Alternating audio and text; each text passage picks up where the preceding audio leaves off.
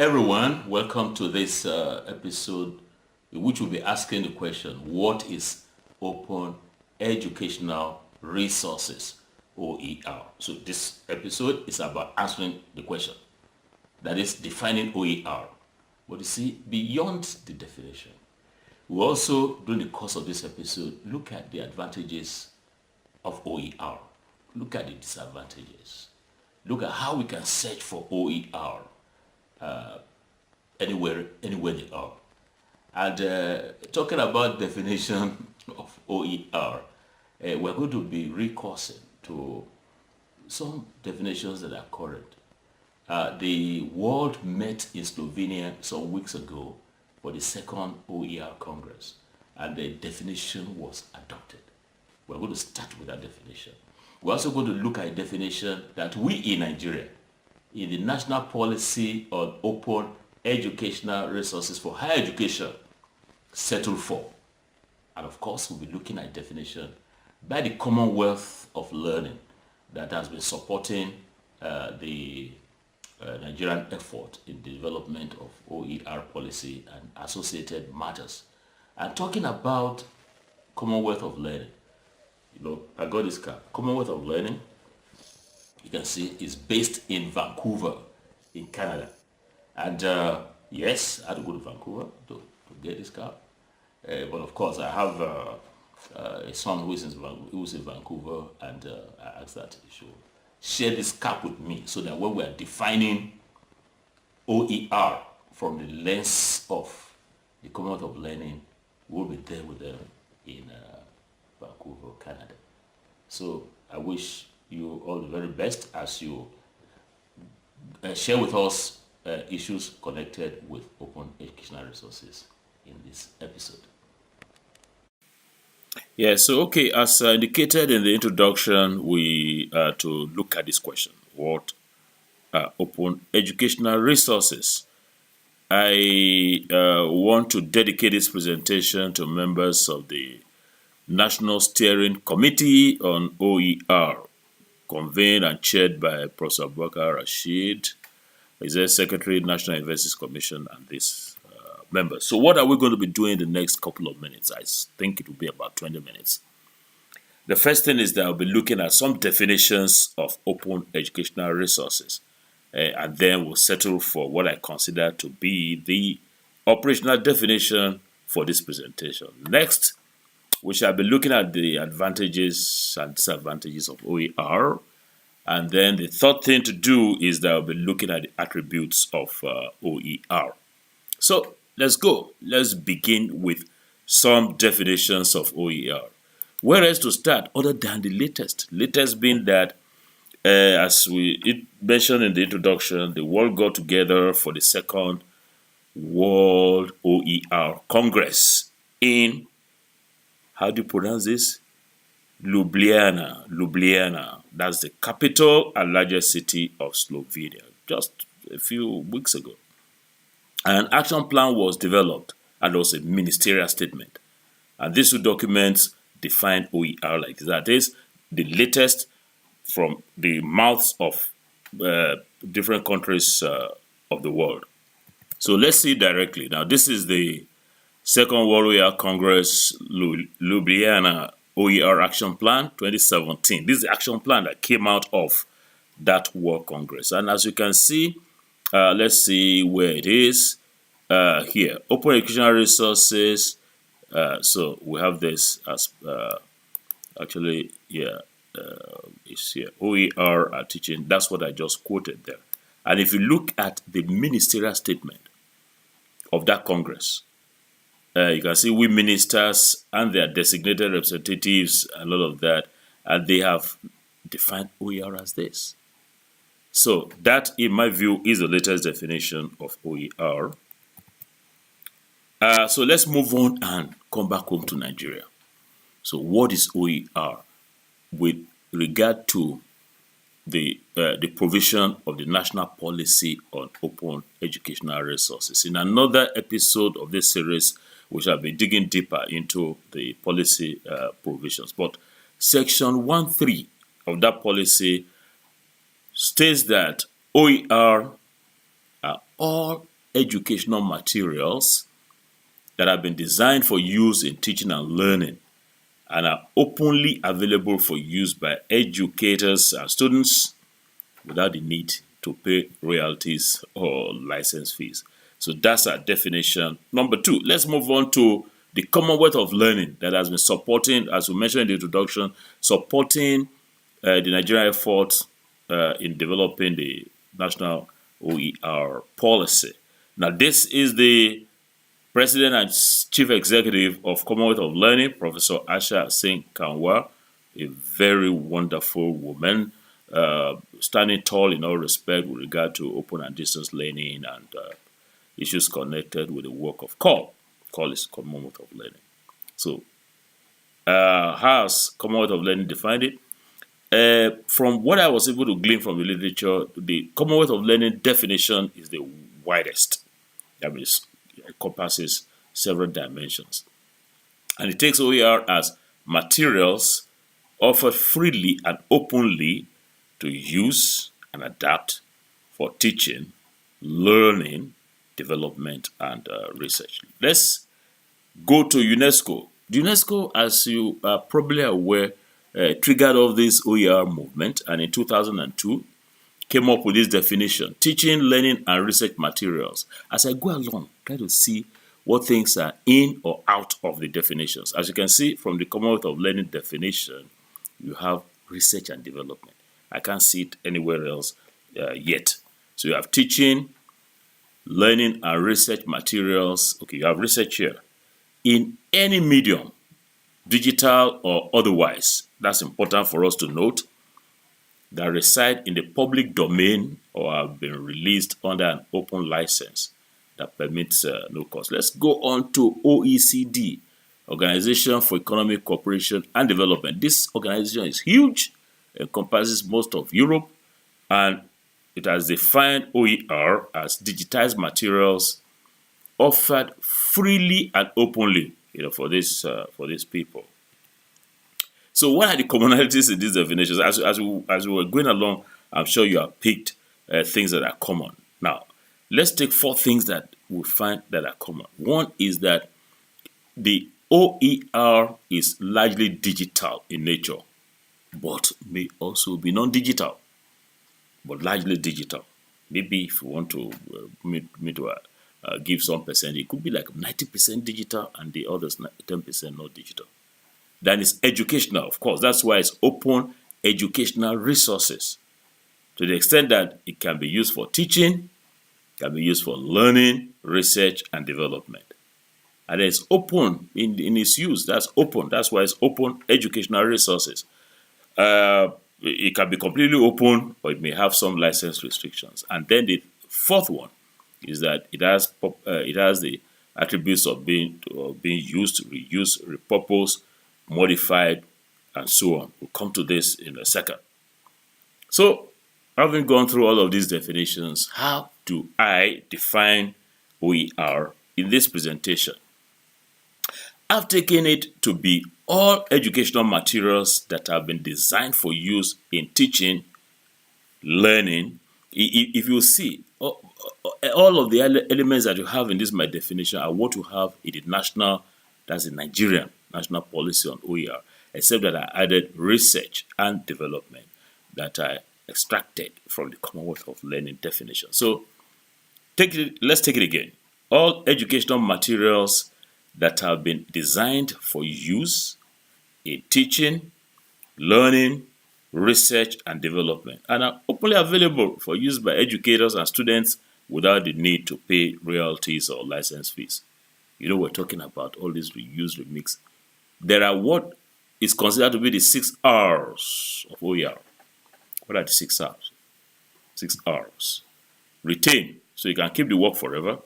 Reuse, so you can use the work for your own purpose. Revise. Revise would mean I get a book that is in the public domain or has a Creative Commons license, and I can adapt it. I can translate it into Yoruba, my language. I can translate it into German. If you're German, you can modify it, you can do that's revise. Then remix means that, look, I have this work that Professor Jegede, my good friend, has done, and it's an OER.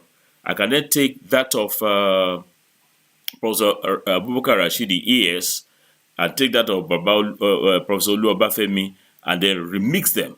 And when I put all of them together, that means I get elements from each of these three, and then I end up with something new, and that's remixing. Redistribute will mean that if I got this material from Professor Jegede or even from Chris Mayaki, that's an OER, I can then share it to everybody in the world. By the way, there are about 7.4 billion people in the world today. Those who can access it, I just send it there. Repurpose will mean that I've changed the original purpose to suit mine. So these are the 6 R's. Now, there are a number of advantages of OER. We can't say them all in this presentation, but there are some that I've picked out. One is that it has expanded access to teaching resources. So if you put your OER in the public domain or with some Creative Commons license and some others do, so I have access. You have access. All the others have access. So there's an expansion of access to these resources. The other is scalability. That is, at little cost. After I have finished with this lesson, this video, I can, at no cost, or very minimal cost, I can say little cost, just put it on the internet, and millions of people can have access to it. It can be scaled up like that. And it's useful for supplementing class materials. It enhances regular course content. The circulation is very quick, and it's less expensive for students. Students who have to buy some textbooks, and if there's an OER, they can then use it. What are the major disadvantages? Some of them are picked out here. One is quality. Now, the OER, if you get one, may not be exactly suitable for your use. The quality may not be at the level that you want. There could be language issue. You want something in chemistry, for instance, and yes, you get something in chemistry, but it's in German. And there are some cultural barriers too. There are some cultural leanings of some OER that may not suit a particular audience. There's also the issue of technology. You see, in class today, a number of my students couldn't get into the seminar because of rain in the part of Lagos that they are. Later, I had rain in my own area, but we had some issues, and some of them could not afford the cost of internet connectivity. You have some wobbly connectivity and all of that. So these are some technological issues. Then you can run into intellectual property or copyright issues. So these are some of the disadvantages. If the material is not being completely released, the copyright has not been completely released either to public domain or to any of the Creative Commons license grades, then there's an issue. You see, the fact that, I'll get to that in one of the series, which has to do with copyright and licensing issues. The fact that I have not put copyright on my video or on a textbook or on my lesson note does not mean that it is free. Copyright is implied. We'll get to it soon. So this is an issue that will need to be. The sustainability issue. You put up some videos about 8 years ago. I put up some videos of my lessons in computer engineering, and I've not been updating some of them. So a lot of them will have gone stale in terms of the up to dateness of the. So that's also some issue. Now let's move on quickly to look at types of OER. And I'm going to fall back on section 1.4 of this great national policy on open educational resources. So what are the types? Section 1.4 tells us some of them. Curriculum maps, course materials, textbooks, streaming videos, pictorial materials, multimedia applications, podcasts, and any other thing that we have designed for teaching and learning. Okay, so if an OER is to be acceptable, when I say acceptable, that is really an OER. What are the attributes?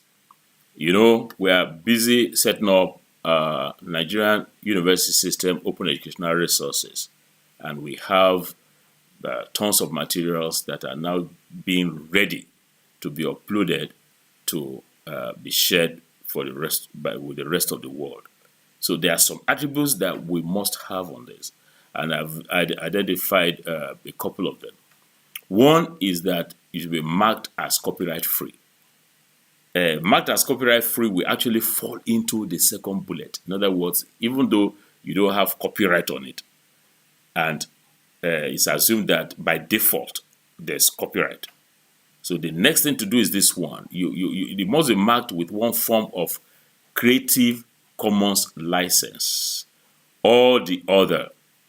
What we have done here, if you see this one, Creative Commons attributed by, so CC by. I'm going to be explaining this in one of the other videos. Please don't miss that video. It's about copyright and licensing in OER. So you've got to get something like this. This work is licensed under Creative Commons Attribution 4.0 International License. This is what I have for this particular video. So this will be an acceptable OER. Then for the Nigerian University System OER, you got to be of good quality. And quality as measured, defined, and approved by your university, by the university. The National Universities Commission, under the leadership of Professor Rashid, Abubakar Rashid, is trying to now get a template, quality template for the system, and then the universities will then work within this template. So these are the attributes of what I consider to be acceptable OER. So if you any member of the Nigerian University System is going to participate in a ranking, we're going to start a series of ranking of NUS OER, and these are the materials of interest: full text conference presentations. So you have a professor or a senior lecturer or even administrative staff who has presented a paper at an international or even university meeting. We are interested in that, but it must be copyright free.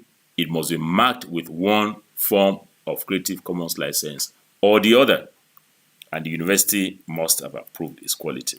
So full text non-copyrighted books, even these books must have this Creative Commons license. Your lecture notes, I have quite a lot of this online at the moment. They are not copyrighted, but I've not added this. But I'm going to do that so that I will have them being acceptable OER. And then journal articles, there's some issue here because the journal to which you are sending your article will more likely than not be copyrighted.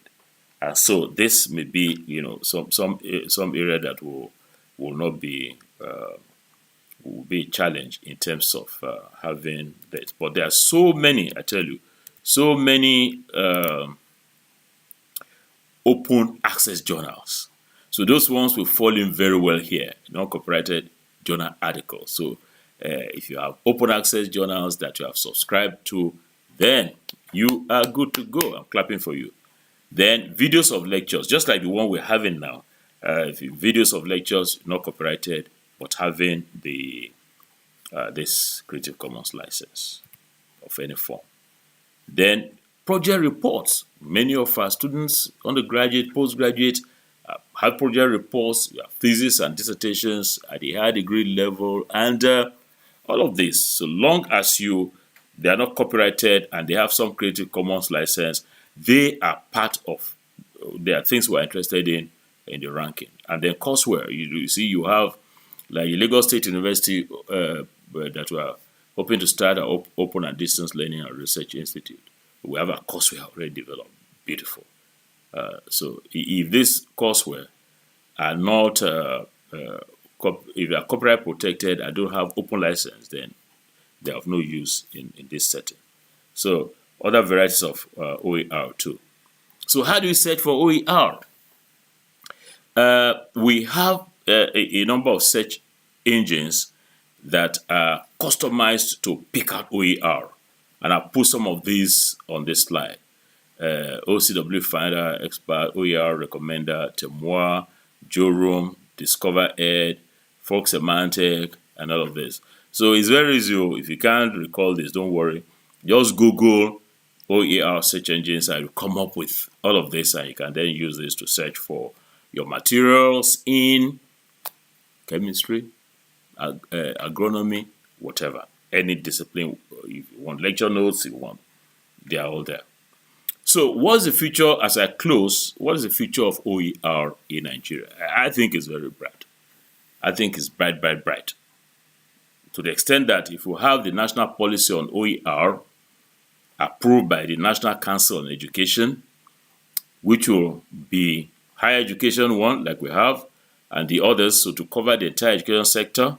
And if this policy is implemented with a high degree of fidelity, then the future is very bright.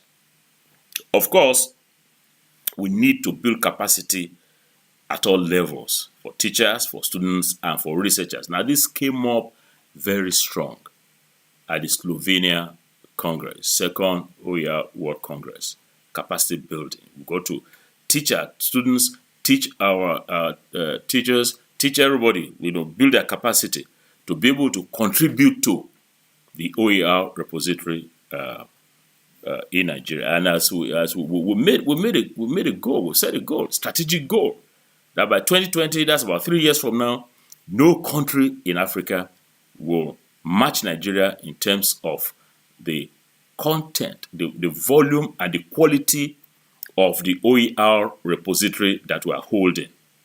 Quality and quantity. No country will beat Nigeria.